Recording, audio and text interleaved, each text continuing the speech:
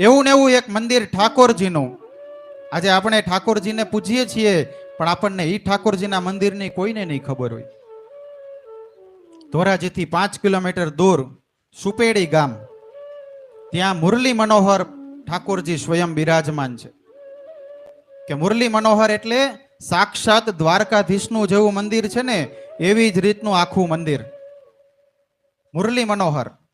દ્વારકા આપણે જાય તો આપણને અંદર ન જવા મળે, પણ આ મુરલી મનોહર એવું મંદિર છે ને કે ત્યાંના પૂજારી ગોસ્વામી પરિવાર એની પૂજા કરે છે.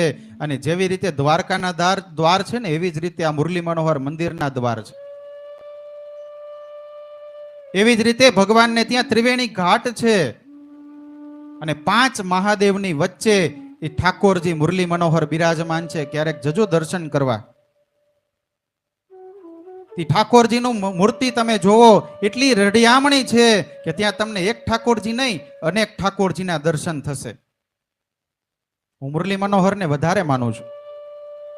અને આ મુરલી મનોહરે પૂર્ણિમાના દિવસે ધજાઓ ચડે છે, ત્યાં અન્નક્ષેત્ર પણ ચાલે છે. અને એની અંદર આજે આપણે કોઈ પણ જગ્યાએ મંદિરે જઈએ ને તો પૈસા ધરાવવાનો મહિમા છે. અહીંયા પૈસા ધરાવવાનો મહિમા નથી, અહીંયા ફળ ધરાવવાનો મહિમા છે. ભગવાનને ચડે ફળ.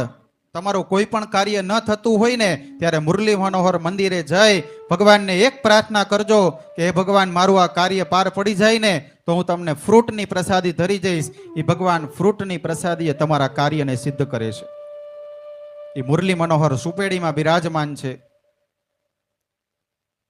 ત્રિવેણીનો ઘાટ છે ને વચ્ચે મધ્યમાં ભગવાન ઠાકોરજી બિરાજમાન છે. રોજ એને કેસર ચંદન દ્વારા એને સ્નાન કરવામાં આવે છે.